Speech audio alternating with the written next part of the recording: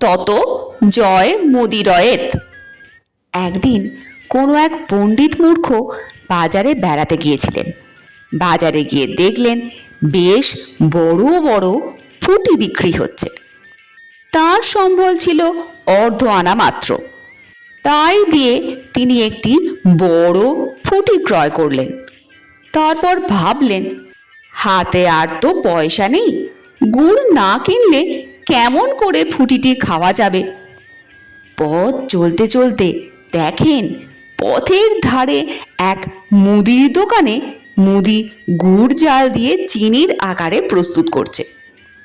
পণ্ডিত মূর্খ মুদির কাছে গিয়ে দাঁড়িয়ে বললেন, মুদি, তুমি অত্যন্ত পুণ্যাত্মা।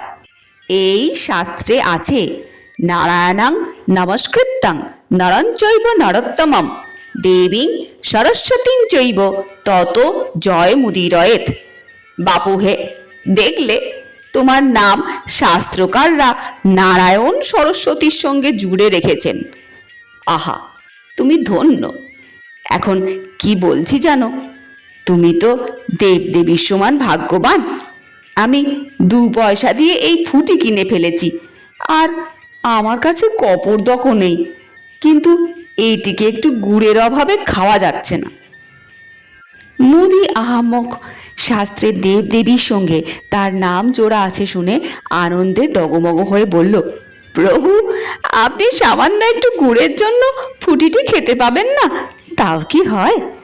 আমি আপনাকে গুড় দিচ্ছি, আপনি ফুটিটি আহার করুন আর গোটা কয়েক সন্দেশও খেয়ে যান।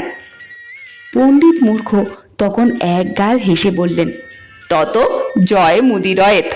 তাই বলি, তোমার জয় না হয়ে কখনো কি অন্যের জয় হতে পারে?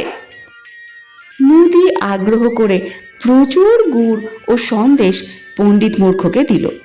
তখন পণ্ডিত মূর্খ তত জয় মুদিরয়েত বলতে বলতে মুদির অনুরোধ রক্ষা করলেন।